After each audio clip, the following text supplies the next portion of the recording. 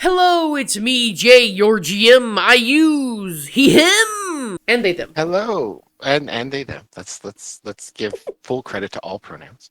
And it is me, your heir. I use he, him, and this is Jay on air. Colon space drawl steel. We're back to the Today we're going colon to talk about. space.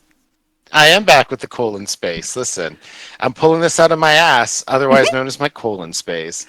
Um, the important thing is that the summoner, I looked at it and was like, holy shit, I thought the other classes were kind of complex in terms of like their first level shit.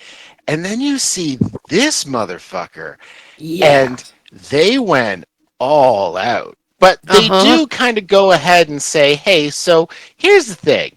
This is a master class. This requires you to understand some director shit that you've maybe kind of ascertained if you've played Draw Steel a bit. But Mm-hmm. if you haven't, you might want to, because damn, you're really going to need to know the minion rules, not just all the minion rules from the heroes book, or sorry, Mm-hmm. from the monsters book, but these minions that you get to control actually have some of their own specific special things just for you, like sharing your surges or, Mm-hmm. Because surges are you take basically a any. player-only resource, so normally minions can't get those. Precisely, yeah. Or like damage. If they take more damage that kills them, any leftover damage you take. Basically learning how to control these things is there's a lot there. But really, what I wanted to get into, because you can go and read this sucker whenever you want, is Drawsteel's class design. Mm-hmm. Because I think you and I, because we've both been, I mean, I am a 5e babby, and you've played a lot of, I think you've played 4e, you've played like Pathfinder 1e, and you've played a ton of 5e and the 2024 version that's come out Mm-hmm. recently, right? I So started in like the very end of 3.5. I think in a lot of those games, which are, crunchier, tactical combat Mm-hmm. focused games where you have a lot of abilities for your character to leverage in such altercations. Um, it's really interesting how characters get designed in terms of what commonalities they share and how designers will vary or break from that path. And I think one of the things I found as 5e has gone on is they go back to the same kind of design wells often. I mean, there's definitely core design components. Every marshal has to get extra attack at 5th level. Mm-hmm. Every skill monkey has to get expertise at like first or second level. There's these common things. And even when they're like iterating on new design, like I know one of the things 2024 D&D has kind of taken it on the chin is like, man, I hope you like temporary hit points because everyone has a way to get them now. You could go as far as to say, like, the spellcasting system, right? There's only one spellcasting system, by and large. I mean, I guess warlocks exist, but there's only one spellcasting system in the game, by and large. And so all the classes that access spellcasting, even some that you wouldn't necessarily think as spellcasters, they access it in the same way, and it manifests very similarly. So I would say that D&D has very symmetrical class design. Most casters are like each other. Most marshals are like each other. There's some difference, but it's pretty minor. And then the warlock, and then like something like Draw Steel has very asymmetrical design. Classes are like, even in the core rulebook, classes are very different from one another. But with this being their first like expanded class, it's almost like a flag in the sand of like, okay, that was our basic stuff. Now you're gonna really see the kind of shit we can get up to. Yeah, I think the summoner is intense. I think it's like very intense. Just looking at it and reading over it the few times I have, I wouldn't play this class. It seems like a lot to learn and a lot to manage. But I have players who I think would do very, very well with this class. I think especially of Lost Rain. Me, for Um, example, right, Jay? Me, for example. you would also do well. But I especially think of Lost Rain because Lost Rain is a like whenever I am running a session and a player's out and I have to give a character to a player to run them, Always Lasserine. Because Lasserine can just juggle characters, is always Johnny on the spot on their turn, always has their plan before the turn starts, and just goes. And I think those are the kind of skills you need to bring to the table if you're going to be playing this class. I think if you are a person who takes a long time on your turn, it would be irresponsible to give you this class. To be fair, yeah, because you are controlling like maybe up to 3 units, like 2 squads of minions plus the actual summoner themselves. Yeah, that's like 9 guys. Yeah, you know, it depends. It can actually be like God 13 if you pick the right things. We'll get into it. But one of the things I wanted to say is like this is a caster class. It's not one of their martial classes. You're not getting a kit or anything like that. But there are some similarities in how they've designed their caster classes. Like because they don't get a kit, they normally give them some sort of bonuses, like an augmentation and a ward. You can see the psionic augmentation and the talent ward for the talent class here, which are some kind of generic passive offensive or defensive buffs. Some of them are active. The wards tend to be active. The augmentations tend to be passive. And so, you know, the talent has that. The elementalist has it too. They have enchantments, which are passive bonuses, and then their elementalist ward, which are kind of reactive abilities that you can actively use. Well, every class in Draw Steel gets a reaction of some kind. And we're going to talk about that, yeah. And some of these are reactive abilities. Some of them require your actual triggered action. Some are free triggered actions, which don't. But, you know, there is some of that consistency. So when I went to go look at the summoner, I was like, okay, well, what sort of enchantment ward type things do they have? And the first thing I noticed is they don't. They actually don't have anything like that. And that makes sense because they've given you so much complexity elsewhere and so much other stuff elsewhere that they are carving down complexity where they can by removing certain things here and there, right? It's like a balancing act. Absolutely. Well, what they've done is because the summoner is all about calling forth different kinds of minions depending on your subclass, they have gone all in on that for the design, which is awesome. So they have these features and formations, but rather than giving those, you know, passive buffs or reactive abilities to your character, they give them to the summons. So you have stuff like once per round, when a creature dies unwillingly within your summoner's range, you can use a triggered action to summon a signature undead minion in their space at no cost. Right? So you can just, something dies, you pull back another one as one example. Or if your demons die, they can immediately do, you know, their free strike value worth of damage before they're taken off the board. So they've given you those sorts of abilities. They've just popped them all onto the minions that you're summoning, and that's the coolest part I think about this class is even if we look, I think you've already mentioned like, oh yeah, every class also gets a like a signature maneuver and a signature triggered action at first level. Like we can see here, I have where are we here? So this is like this is the shadow, and it's interesting because sometimes, actually, let's take the simpler example. Here's the sensor. Sometimes the maneuver and the trigger are just specific to the class. Like the sensor has judgment as their maneuver, my life for yours is their trigger. Every sensor gets that. The judgment has multiple options in it and multiple different ways it can manifest. So it's less about managing a bunch of different abilities and more about managing this one very robust ability. And so that's, and also the sensor has complexity in other parts of its class.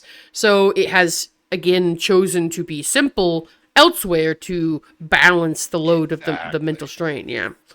Exactly, because when we look at something like the Shadow, all of their maneuvers, which you can see over here, and all of their triggered actions are subclass specific. So they've decided, oh, no, we need to have those things that every class is going to get. We're going to dole them out in different ways, depending on what we think best serves the class. Yep, and asymmetrical so design, summoner, like really cool stuff. Yeah. I love this especially because they realized that for the Shadow, the best way to give flavor to the shadow was how they respond to threats. Because Hmm. the shadow is that fantasy of a dodgy, weavy, kind of person. And people Hmm. talk about how without armor class, you can't really have a dodge and weave character. Well, this game begs to differ because it is certainly managing to pull off that fantasy by giving you all these different kinds of reactions. They've done that here. The signature maneuver for the summoner again leans super hard into the minions, and it's definitely one of, if not my favorite ability on the summoner, Mm-hmm. because it's a movement ability, which is Mm-hmm. interesting, and it allows you to shift. If you move into the space of one of your minions, you can then shift for free into the space of one of your minions adjacent to that minion. So essentially, they are body surfing you away Mm-hmm. from harm, Mm-hmm. and it adds such a level of complexity, because normally I would just surround whatever baddies with my minions and let them attack, and that would be it. But this one piece of design, giving them every summoner this maneuver, means no, I want to chain them throughout the battlefield, because that allows me more maneuverability to stay out of harm's way while I'm controlling them. So it's not just a thoughtless process of surround baddie, have them attack. It's trying to Mm-hmm. carve paths through the battlefield with them that you can then move along. This always gives me the vibe of in StarCraft when you had the worm that you could tunnel into an enemy's base or near an enemy's base, Mm-hmm, the Zerg emerge worm, it, yeah. send your Zerg in through one end, and it came out, the Zerglings all came out to the other end. Uh, yeah, this has that vibe for sure. I just imagine one of my minions opening his mouth really wide. I jump in, and then I come out the ass of a minion on the other side of the battlefield. The other interesting kind of bit of design I've seen is all of because they don't have kits, all the other casters have a fairly large suite of signature abilities, right? Here are the maneuvers and triggers for the talent, and then you get into their main action signature abilities. So they have a ton of them, as does the Elementalist. Again, they don't get kits, so there's no signature abilities coming from there, so they have all these options to pick from. And then when I got to the Summoner, I realized they're actually a lot like the Tactician. The Tactician, because they get two Mm-hmm. kits, they don't really have any signature abilities. They do have this main action thing called Strike Now, which lets another ally Mm-hmm. use a signature ability. The Summoner actually borrows some of that design. They have no signature ability.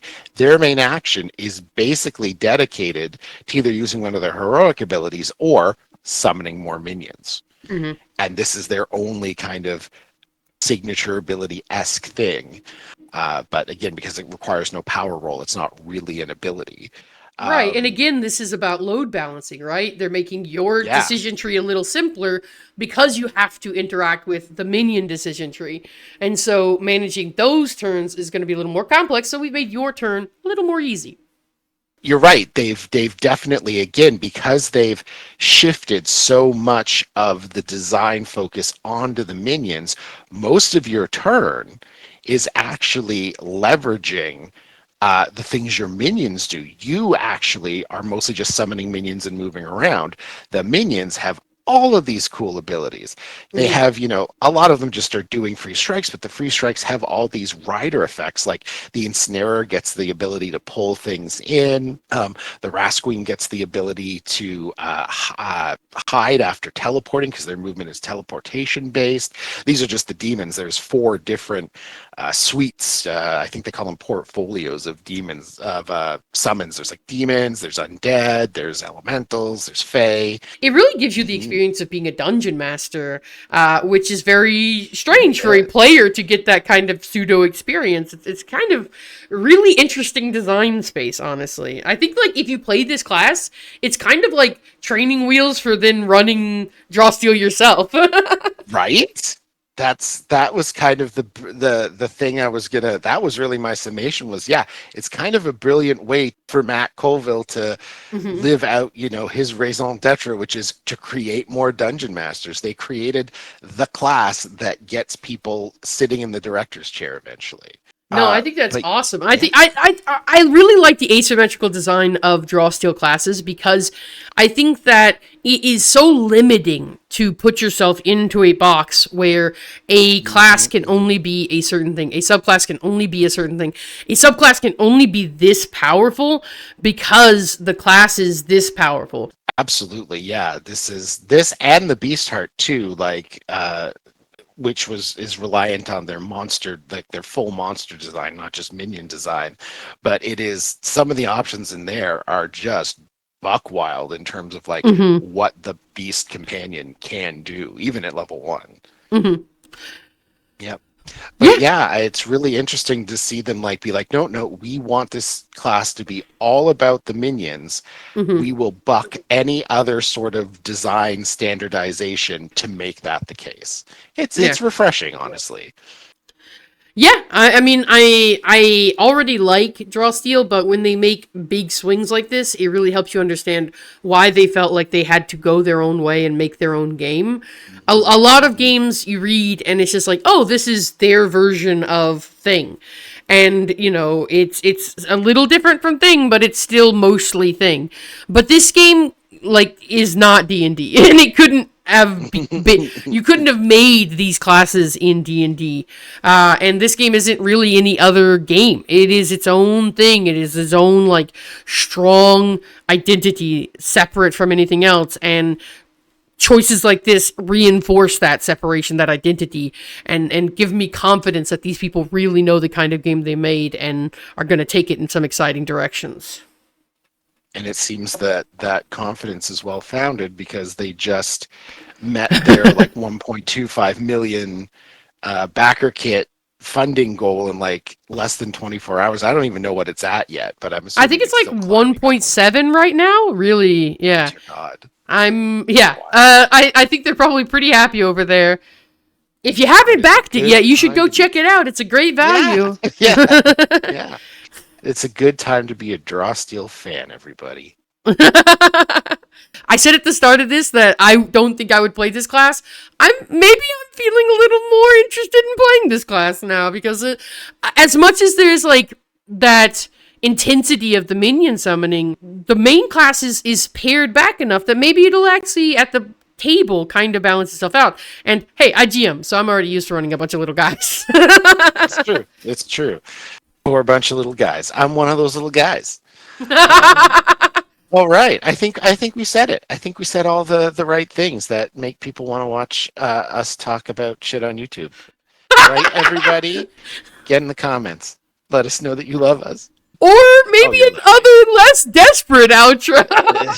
But that's it for today. Goodbye. Bye.